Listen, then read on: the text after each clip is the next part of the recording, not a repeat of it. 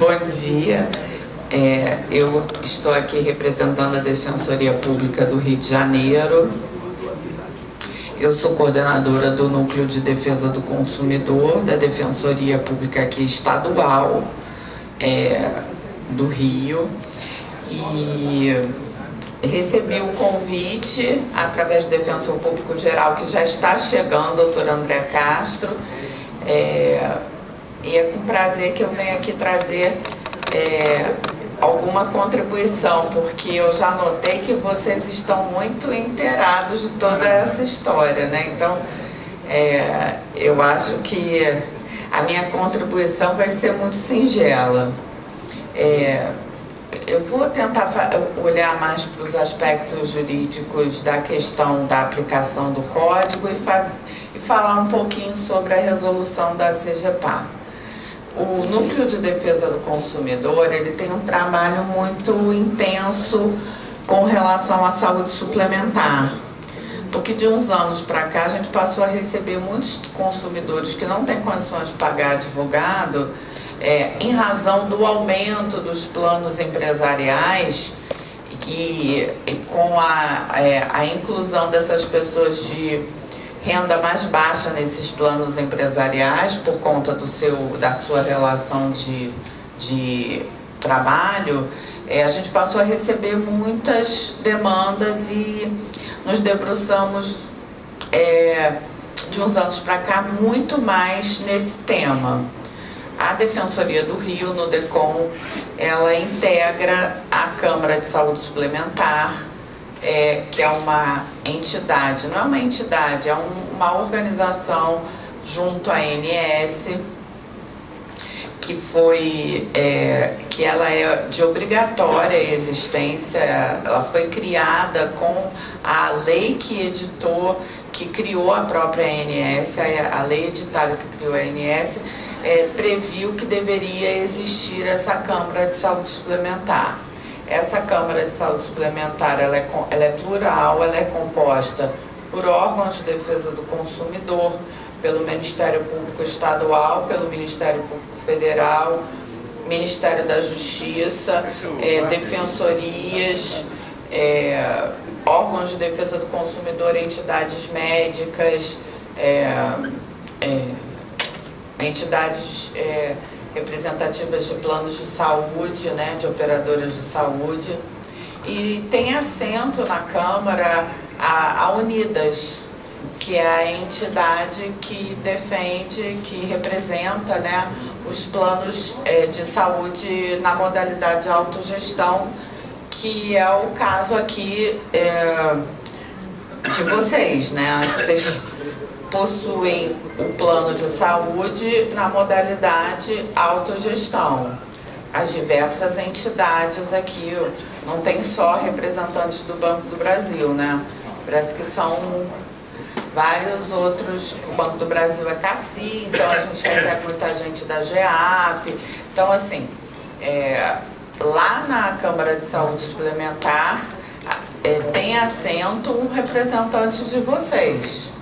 E na última, a gente tem 4 reuniões por ano, ou 5 reuniões por ano. Temas importantes são levados à Câmara. E na última reunião, deve ter 1 mês e meio, 2 meses, esteve lá um representante do Ministério do Planejamento e apresentou a resolução normativa 23 da CGPAR. Eu não conhecia a resolução assim mais a fundo, a gente tinha ouvido falar, até por conta do atendimento dos consumidores entre aspas, aí depois a gente vai chegar lá na súmula.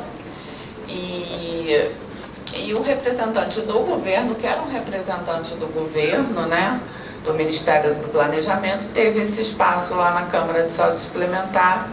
Eu até fiz alguns questionamentos sobre a ótica da defesa do consumidor mesmo. A questão da transparência desse normativo, da informação por parte das pessoas sobre o que está sendo regulamentado a partir dessa resolução normativa. E lá mesmo eu coloquei que o problema da falta de informação era muito grande, porque vocês aqui são membros de associação, na verdade estão sendo informados pelas próprias associações. Eu acho que não teve uma divulgação governamental maciça, é algo que, inclusive na imprensa, não foi muito divulgado. Então, lá nessa última reunião da ANS,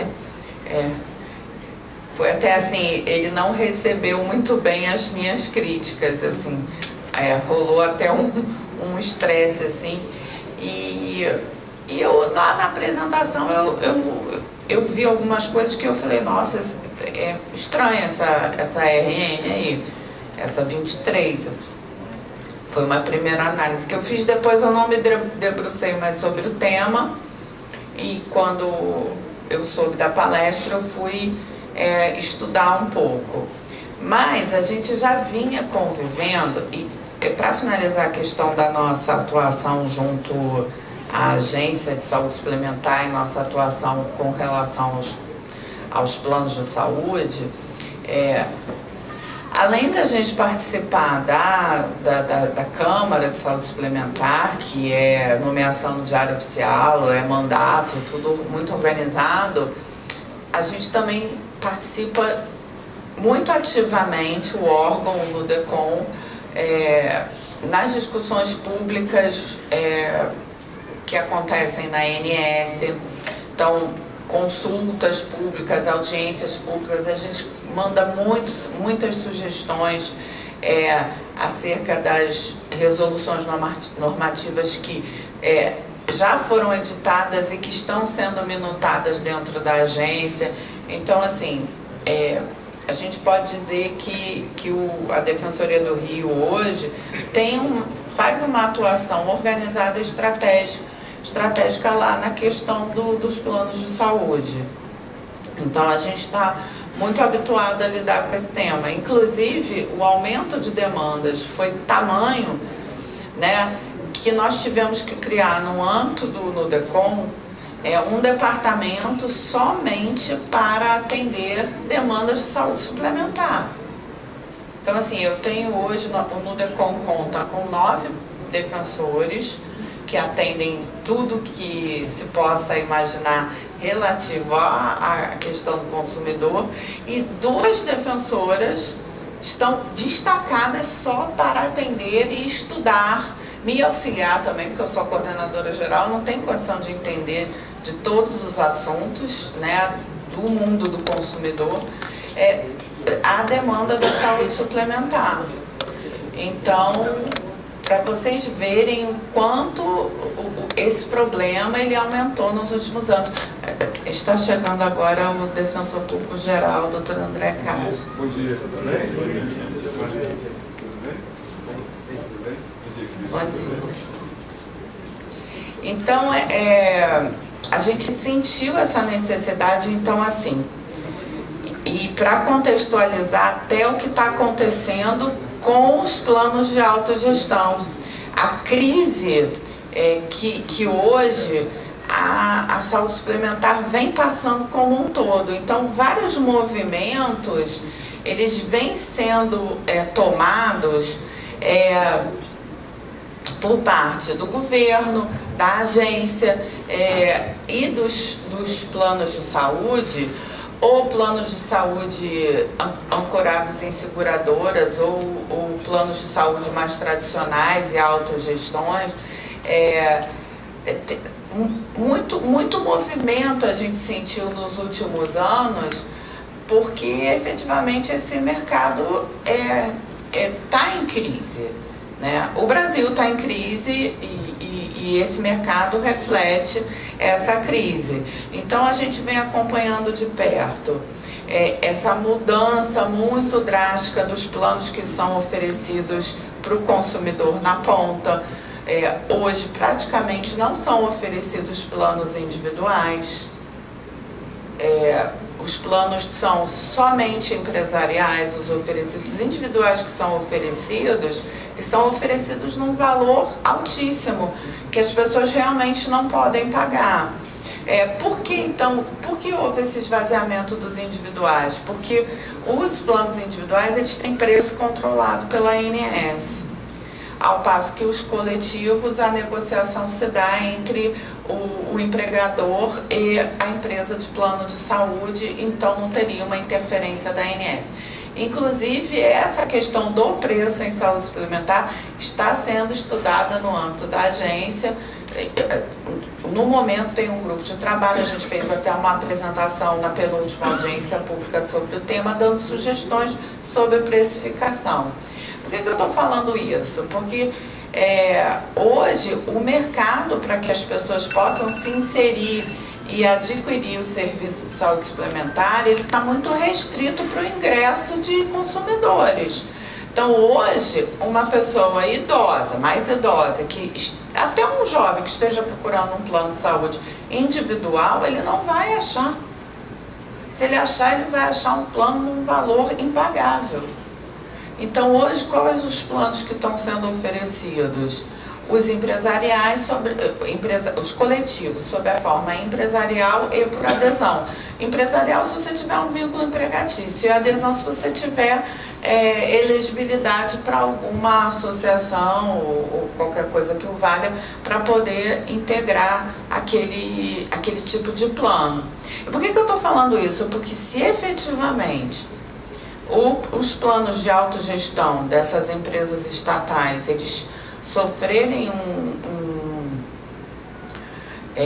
uma retração e de uma forma ou de outra as pessoas forem, por circunstâncias legais ou normativas ou decisões de governo, expulsas desses planos, as pessoas não vão ter onde se encaixar. Porque hoje você conseguir um plano de saúde no mercado é muito difícil, não é uma coisa fácil, né? Então a crise é gravíssima. Daí o porquê olha, já tentaram mudar a Lei 9656, os planos de saúde fizeram um grande movimento dentro do Ministério da Saúde e no Congresso, né? O projeto de lei tramitou, ele ainda existe, mas ele está um pouco engavetado, ele está engavetado desde dezembro do ano passado, com modificações na legislação dos planos de saúde, que é a Lei 9656, assim, com cassação de direitos adquiridos pelos consumidores em 98, que é a data da lei, onde era uma bagunça a oferta de plano de saúde. A lei veio para resolver essa bagunça, coibir abusos e tramitava no passado sob as forças das empresas de saúde suplementar e do próprio governo. Esse projeto de lei a gente conseguiu, também foi um trabalho da Defensoria do Rio com outras entidades, engavetar esse projeto. A gente teve um movimento dentro da própria agência no sentido de verticalizar a oferta dos planos, ou seja, limitar direitos dos consumidores, que também nós participamos de audiências públicas, contribuímos e esse projeto dentro da própria agência ficou assustado, não andou para frente. E realmente é uma luta, a gente vem lutando de uma forma muito forte para poder coibir abusos do mercado e abusos do próprio governo. O movimento desse governo que está hoje aí, esse governo federal, no sentido assim, essa resolução aqui, ela é assinada pelo Diogo de Oliveira, que é o pai lá da reforma da Previdência. Então tem todo um contexto e o relator desse projeto de lei que caçava direito dos consumidores garantidos pela 9656 é o mesmo relator da reforma trabalhista, ou seja, tem todo um contexto pesado, o jogo é muito pesado. e de cassação de direitos adquiridos e consolidados. E eu estou falando isso tudo para vocês entenderem que o problema não é só das autogestões, entendeu? O problema, ele é do sistema de saúde suplementar como um todo. Tá certo que a gente ouve que o custo da saúde, o custo médico, ele é muito elevado. A inflação da saúde não acompanha a inflação normal, que a inflação, né, se combater os custos, os desperdícios, os abusos, que os planos vão quebrar, que daqui a 10 anos não tem mais plano de saúde, porque as pessoas pagam pouco, porque o preço é controlado pela ANS. Aí a gente teve 2 movimentos mais recentes, teve uma ação do IDEC, que é o Instituto de Defesa do Consumidor lá de São Paulo, muito sério, que fez com que foi concedido uma liminar determinando que o aumento não seria um aumento que nem tinha sido anunciado de 13%. Eles conseguiram colocar, conseguiram uma liminar para limitar a inflação, a questão da saúde, não, o preço da inflação não é nem da saúde, ficaria 5 e pouco. Essa decisão foi cassada. Aí agora, há um mês atrás, teve uma outra ação impedindo a resolução sobre coparticipação em franquia que tinha sido editada de continuar a vigir, e essa decisão, aí a ANS voltou atrás. Eu estou contextualizando porque esse mercado, esse serviço, essa área da economia está sofrendo muitas intempéries, assim. Então não é só com aqui os planos de autogestão que as coisas estão complexas, difíceis, e os consumidores, porque apesar da súmula dizer que o código, a súmula, vamos mudar um pouco de normativo, a súmula 608, não, ainda não, obrigada, a súmula 608 do código do STJ, aí eu vou chegar na súmula. A súmula diz o seguinte: aplica-se o Código de Defesa do Consumidor aos contratos de plano de saúde, salvo os administrados por entidades de autogestão, que é o caso de vocês. Essa súmula é uma súmula recente e ela acabou revogando uma súmula anterior que falava que o Código de Defesa do Consumidor seria aplicado a toda relação jurídica com os planos de saúde. Então ela acrescentou esse final dizendo que salvo nos contratos de autogestão. Então, assim, apesar da súmula de entender, e o que é uma súmula? É uma decisão que todos os juízes do Brasil, essa súmula do STJ, vou falar de uma forma bem simples, todos os juízes do Brasil vão aplicar essa súmula. Estão aplicando maciçamente. Apesar da súmula dizer que vocês não são consumidores, eu afirmo que vocês são. A súmula não é técnica. A súmula, ela inclusive nasceu de um precedente que não tem nada a ver, que não tinha nada a ver com questão assistencial. O STJ vinha decidindo maciçamente que, pela súmula anterior, que deveria aplicar, inclusive nos planos de autogestão, o CDC, o Código do Consumidor. Aí, de uma hora para outra, um julgamento de um caso individual, que foi o precedente que gerou essa súmula, alguns precedentes, mas esse foi o principal, esse julgamento não aplicou o Código de Defesa do Consumidor, nesse caso concreto, ao caso. E era um caso não assistencial, era um caso de responsabilidade civil médica em face de um plano de autogestão. Então, assim, quanto que isso é uma exceção, porque as questões são assistenciais e de reajuste. Então, assim, o precedente não é nem legítimo para a edição dessa súmula. Então, assim, é uma crítica jurídica, uma crítica técnica que a gente tem que fazer à súmula. E a súmula, na questão de fundo, ainda comete erros, assim, porque é claro que vocês são consumidores e que os planos de autogestão são fornecedores, tem todas as características de fornecedor e consumidor. O consumidor é o destinatário final. Ninguém recebe aqui os serviços da autogestão do plano e repassa para terceiros, é o destinatário final. Todos aqui são vulneráveis nessa relação, ninguém tem condição de interferir na gestão, apesar de se entender que haveria uma pseudo-interferência na gestão do plano. A gente sabe que isso na realidade dos fatos não acontece. Então, assim, a súmula não é técnica, mas ela está sendo aplicada. Mas qual é a repercussão? A repercussão é a seguinte, quase que nenhuma, tá? Por quê? Não vamos... porque veio uma súmula que diz que o CDC não vai ser aplicado mais. Mas, assim, a gente tem o Código Civil, a gente que regula as relações privadas, a gente tem a Lei dos Planos de Saúde, a 9656 de 98, e a gente tem as resoluções normativas da ANS. Então, assim, a proteção, ela existe. E é grande, tá? Então, você poderia...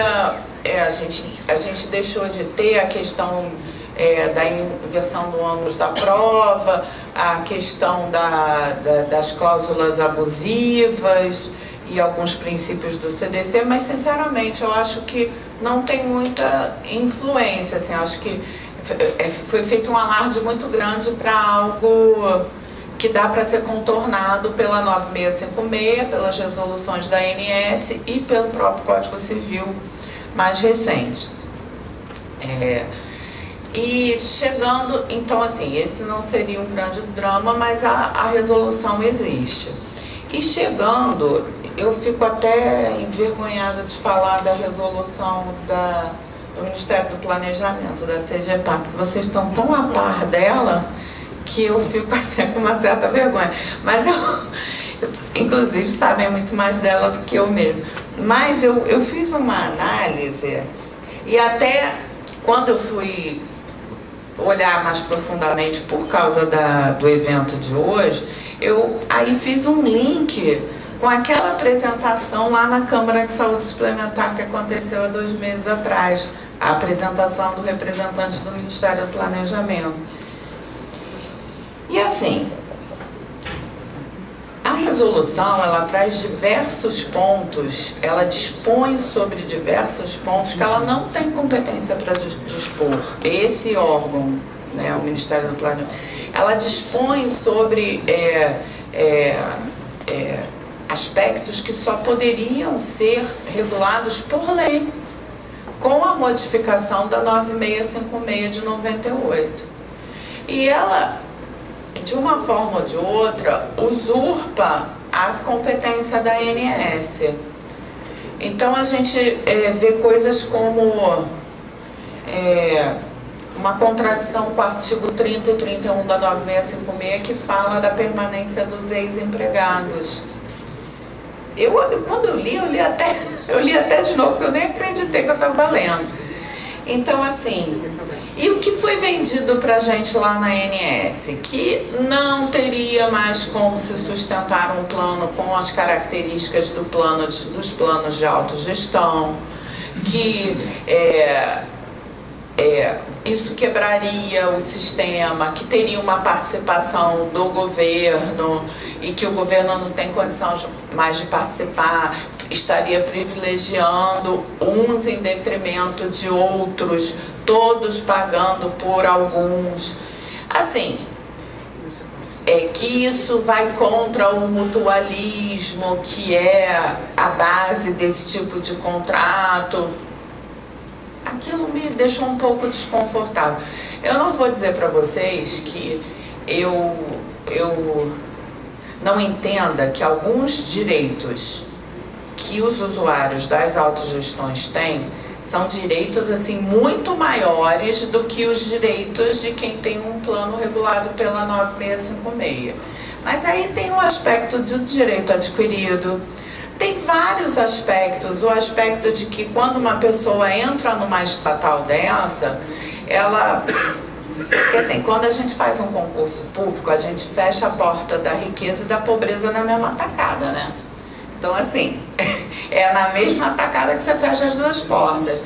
Então, a pessoa, quando ela pensa que vai ter esse benefício, que isso vai integrar a renda e a vida dela, a qualidade. Então, quando de uma hora para outra vem uma notícia de que isso que seria uma vantagem para esse empregado vai desaparecer, me soa um pouco, não técnico, de certo. Não vou discordar que existem direitos que são muito maiores do que a própria 9656. A questão da não cobrança da mensalidade individualmente, mas isso são coisas que eu acho que podem evoluir com discussão, com democracia e com participação do usuário, do consumidor, porque para mim vocês são consumidores. O que não pode é vir uma resolução de governo que não foi debatida, porque eu acho que não foi debatida, não se sabe realmente se isso aqui traz, eu não sei se tem números, estudos do impacto financeiro dessa resolução. Então, assim, o que eu entendo é que vocês têm que fazer um movimento contrário, provar que, de uma forma ou de outra, a resolução vai trazer malefícios. Ela fala numa passagem aqui sobre a possibilidade de coparticipação e franquia. Também não acho ilegal isso para contratos novos. A própria agência, existem inúmeros planos já comercializados nesse formato e a agência está regulando isso agora. Foi essa que deu esse quiprocó aí, que teve a cassação da decisão. Não acho isso ilegal, mas a resolução em si, ela já foi emitida por um órgão que não tem competência para dispor sobre determinados aspectos que que deveriam ser dispostos em modificação à Lei 9656. A questão da permanência do empregado, do salta aos olhos a ilegalidade, sim. Sim. Para o esclarecimento, e a senhora fica à vontade para falar sobre esse assunto. A Constituição Federal, que seria a matriz de todas as leis, tem sido constantemente violada no que diz respeito aos entes estatais e a sua função como patrocinador de qualquer plano, seja na Previdência Social, na Previdência Complementar, seja no que diz respeito aos planos de saúde. Porque a Constituição Federal estabelece que a empresa estatal está sujeita às mesmas leis que regem as empresas privadas e que as empresas estatais não podem gozar de benefícios que não sejam extensivos à iniciativa privada. No entretanto, isso tem sido constantemente violado pelos chamados entes estatais, tanto na Previdência Complementar como nos planos de saúde. Essa resolução foi analisada pela Adidas ou Unidas. Unidas é a entidade que representa todas as autogestões. Que apontou aspectos de inconstitucionalidade e de ilegalidade nessa resolução CGPA 23.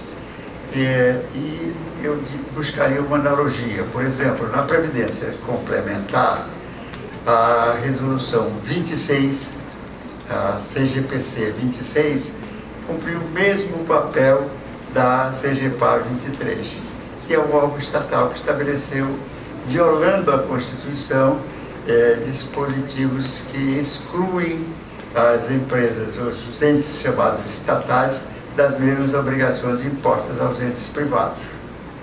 A senhora poderia tecer algum comentário sobre isso? Olha, eu queria agradecer ao senhor. Eu acho o seguinte, que qualquer norma que venha a ser editada num momento de crise não é boa. Qualquer norma, resolução normativa, modificação de lei, norma no sentido lato, que venha a ser editada num momento de crise, não é boa, porque ela é editada numa temperatura errada, não numa temperatura normal. Hoje o setor de saúde suplementar está na sua maior crise histórica, crise de identidade, crise de valores, crise de atribuição, crise financeira, porque os planos vivem afirmando que o seu lucro não é maior do que 2%, que eles lucram igual ao supermercado e que isso tem que mudar. Então, assim, a questão mais técnica, existem dispositivos aqui que realmente contrariam a lei que está em vigor hoje, que é a 9656. São claramente, entram em conflito claramente com a 9656. Então você vai ter um grupo de pessoas atendidos pela legislação federal que regula essas relações privadas de uma forma, e um outro grupo regulado de uma outra forma. Então, não é algo complexo.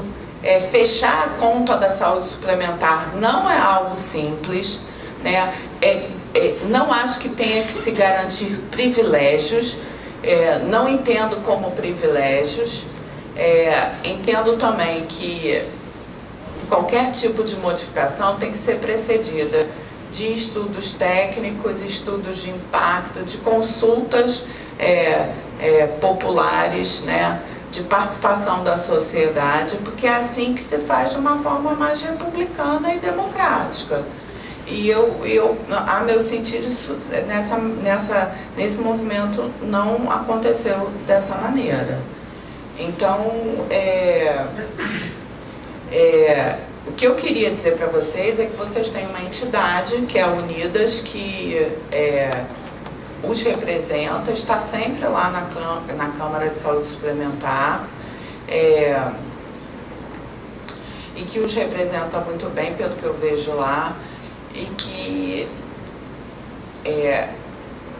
entendo que nem todos os direitos para as gerações futuras, hoje, que se pode gozar num plano de saúde de uma estatal, poderão perdurar por uma questão econômica, mas que se tem que ter um respeito ao direito adquirido, aos contratos celebrados, né? Para que se obedeça a uma ordem, né? Jurídica mais justa. Tá bom? Muito obrigada, tá?